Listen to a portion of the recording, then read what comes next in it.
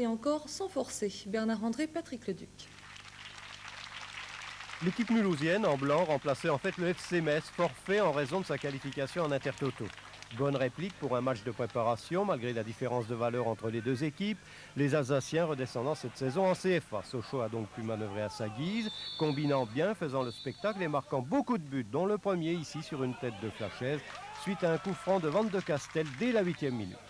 Les Alsaciens, qui n'ont repris que depuis 8 jours, manquaient de rythme, mais sur ce corner de Gadoumu, une volée de Braghiroli manquait de peu le cadre. Sur l'aile gauche, Sébastien Dallet s'en donnait à cœur joie.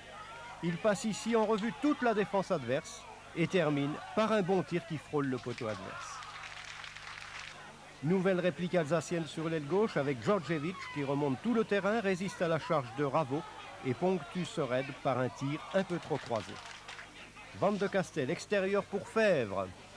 Centre de ce dernier, Bernard Bougère manque sa reprise, mais la balle va quand même au fond, 2-0 à la pause pour Sochaux. Deuxième période éprouvante pour les Blancs, balle lointaine redressée par Bougère, contrôlée par de devant, en retrait pour Kamel Meriem.